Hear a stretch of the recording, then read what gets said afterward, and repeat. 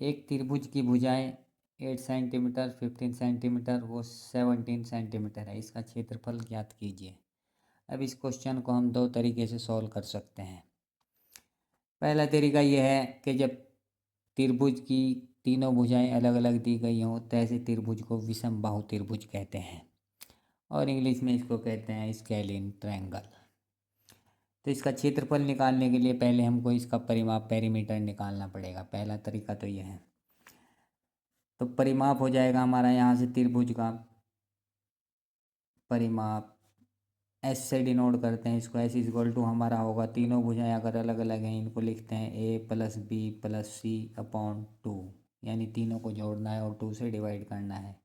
8 plus 15 plus 17 upon 2। दोनों तरीके से बताऊंगा मैं इसको कैसे सॉल्व कर सकते हैं। तो ये हो जाएगा हमारा 8 और 15 23 और 17 हो जाएगा 40 अपॉन 2, यानी कि ये आएगा हमारा 20 सेंटीमीटर।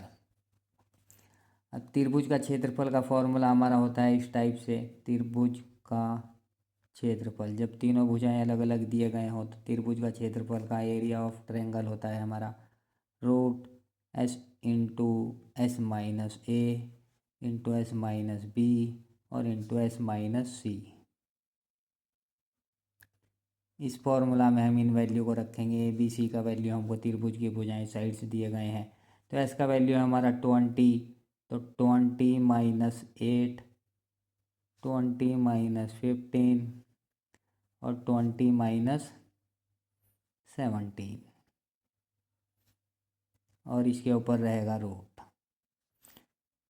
तो आएगा रूट के अंदर हमारा 20 में से 8 गया 12 और 20 में से 15 गया 5 मल्टीप्लाई 20 में से 17 गया 3 और इनका मल्टीप्लाई करेंगे 5 तिया 15, 15 दूनी 30, यानी कि 300 की जब 12th में मल्टीप्लाई होगी तो आएगा हमारा 3600 3600।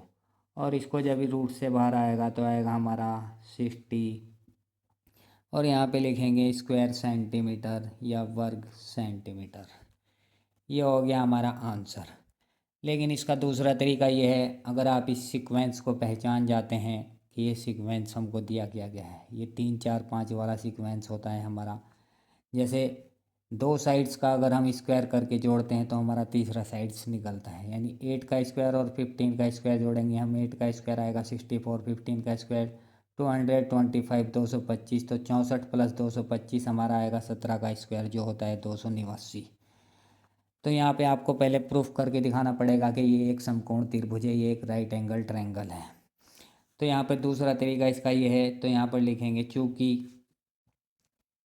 8 का स्क्वायर प्लस 15 का स्क्वायर, तो 8 का स्क्वायर आएगा हमारा 64 प्लस 15 का स्क्वायर आएगा 225 और इसको लिखेंगे इक्वल टू 289 और इक्वल टू लिखेंगे इसको 17 का स्क्वायर, जो हमारी तीसरी साइड है, तीसरी भुजा है। दो भुजाएं ली हमने, दोनों को स्क्वायर करके जोड़ा और तीसरी भुजा निकल गई। तो यहाँ पर लिख सकते हैं आप, चूँकि यह एक समकोण त्रिभुज है, यह एक this is a right angle triangle.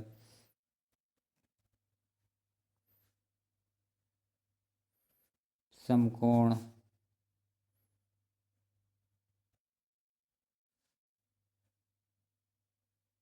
त्रिभुज है।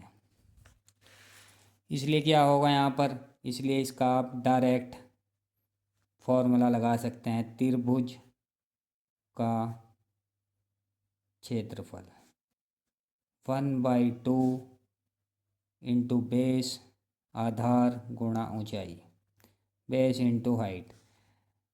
तो 1/2, जो दो स्टार्टिंग के दोनों साइड है जिनको हमने जोड़ा है, इनमें से हम दोनों को मल्टीप्लाई में लिखेंगे। कोई से को भी आधार और कोई से को भी हाइट मान सकते हैं क्योंकि ये एक समकोण त्रिभुज है। तो 8 मल्टीप्लाई 15, 2 से इसको करेंगे 4 बार, 4 की 15 में मल्टीप्लाई आएगा हमारा 60, जो हमारा पहले क्वेश्चन पहले आंसर आया था। दोनों ट्रिक से हमारा आंसर सेम आने वाला है। तो ये जो सीक्वेंस होते हैं इनको पहचानना ज़रूरी होता है। जैसे 3 4 5 पहला सीक्वेंस है हमारा, जैसे 3 4 5 से यहाँ से बहुत सारे सीक्वेंस बन जाते हैं। 3 4 5, 3 का स्क्वायर करेंगे, 4 का स्क्वायर करेंगे तो 5 का स्क्वायर निकलेगा। इसी तरह अगर हम इसको डबल करें, ये हो जाएगा 6, ये हो जाएगा 8 और ये हो जाएगा 10। यानी 6 का स्क्वायर प्लस 8 का स्क्वायर आएगा हमारा 10 का स्क्वायर। 36 प्लस 64 बराबर 100। इसी तरह अगर इसका 3 गुना करें तो यहाँ से हो जाएगा 9, 12 और 15। ये स्क्वायर भी हमारा सेम ऐसे ही है।